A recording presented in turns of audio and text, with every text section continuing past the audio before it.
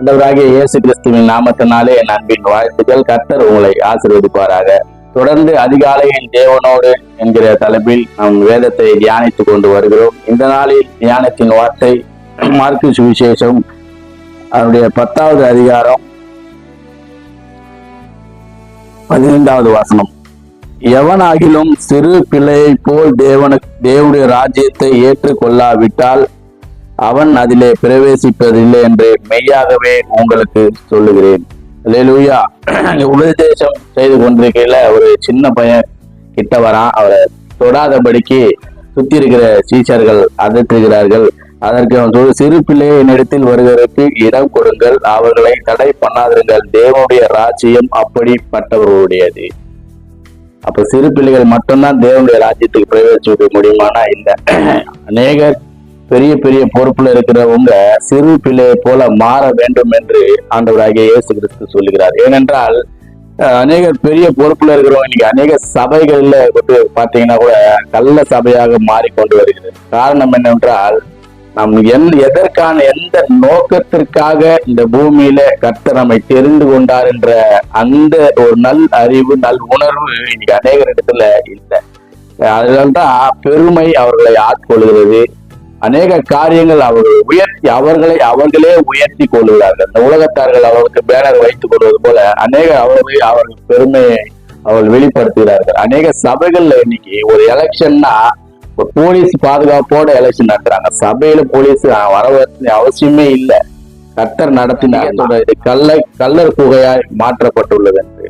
அதுபோல இன்னைக்கு தன்னைத்தானே உயர்த்தி கொள்ளக்கூடாது. ஆண்டவர் எதற்காக அந்த பூமிக்கு வந்தாரோ அவருடைய சித்தத்தை அவர் செய்து முடித்தார்.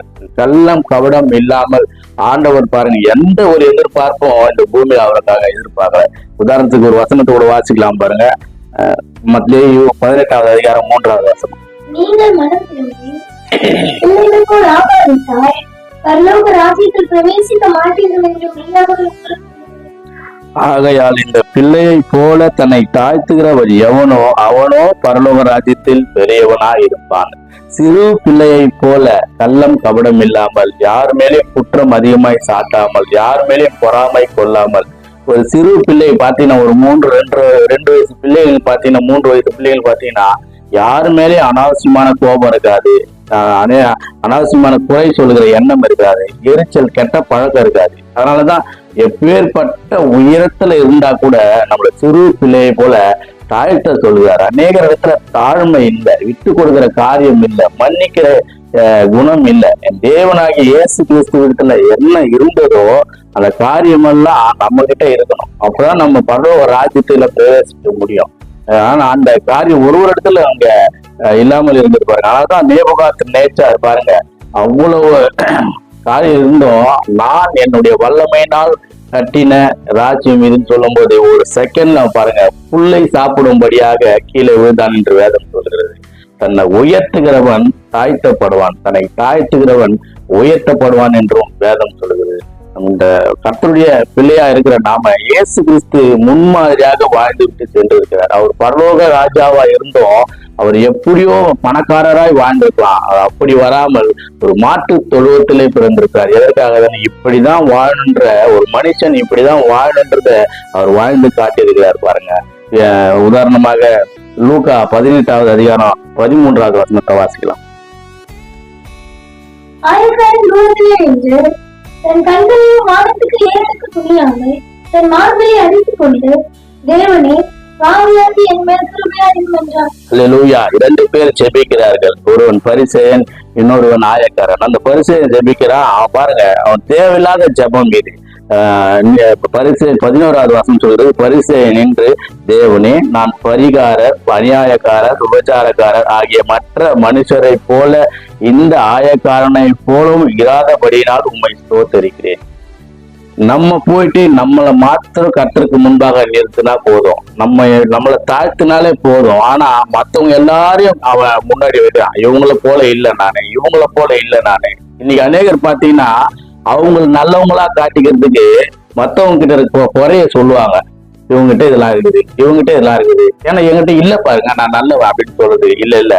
நம்ம கர்த்தருக்கு முன்னாடி தாழ்த்தி அதை அவங்களுக்காக செபிக்கணும், அதை ஞாபகப்படுத்தணும். பெருசா அதை குற்றமா குறையா சொல்லக்கூடாது. ஒருத்தர் மேல ஒரு தவறு இருக்கும்போது திரும்பவுமா சொல்லும் போது அவன் மனசு கஷ்டப்படுவாங்களே தவிர மன திரும்ப மாட்டாங்க. அவங்களுக்காக செபிப்பதும் கொஞ்சம் கொஞ்சமா எடுத்து சொல்லணும். ஆனா இவன் பாருங்க, அவன் பெருமையை சொல்றான். நான் அப்படியே அடுத்தவங்களை போல இல்ல ஆண்டவரே, அதனால நான் உங்களுக்கு தோத்தரிக்கிறேன், வாரத்துல 2 முறை நான் ஜெபிக்கிறேன், உபவாசம் இருக்கிறேன், இப்படிலாம் சொல்றான். அவன் பாருங்க எங்க ஆலயத்து உள்ள வந்து சொல்றான். ஆனா அடுத்த வருஷம் 13வது ஆயக்காரன் தூரத்திலே நின்று தன் கண்களை வானத்துக்கு ஏறெடுத்து துணியாமல் மார்பிலே அடித்து கொண்டு, தேவனே பாவியாக என் மேல் கிருபையாயிரும். பாருங்க, மேல கூட பாக்குறதுக்கு துணி இல்ல, மார்பிள் அடிச்சு ஜெபம் பண்றான் பாருங்க. அதுக்கு ஆண்டவர் சொல்றாரு, அவன் அல்ல, யார் பரிசேயன் அல்ல, ஆயக்காரனே அவன் அல்ல, எவனே நீதிமானாக்கப்பட்டவனாய் தன் வீட்டுக்கு திரும்பி போனான் என்று உங்களுக்கு சொல்லுகிறேன். அல்லேலூயா. தன்னை உயர்த்துகிறவன் தாழ்த்தப்படுவான், தாழ்த்துகிறவன் உயர்த்தப்படுவான். அவன் உள்ள வர வரைக்கும் அவனுக்கு அனுமதி இருக்குது பரிசேயனுக்கு. ஆனா அவன் ஆண்டவர் கிட்ட வரல, ரட்சிக்கப்படல. வெளியே நின்று மாறல நின்று அடிச்சு நான் பாருங்க, நான் பாவியா இருக்கிறேன் ஆண்டவர், என் மேல கொஞ்சம் கிருபையா இருக்குன்னு சொன்னா பாருங்க, அவன் ரட்சிக்கப்பட்டுட்டான். அல்லேலூயா. பாருங்க, இதுல அவன் எவ்வளவு ஒரு அழகான சொன்ன வார்த்தை.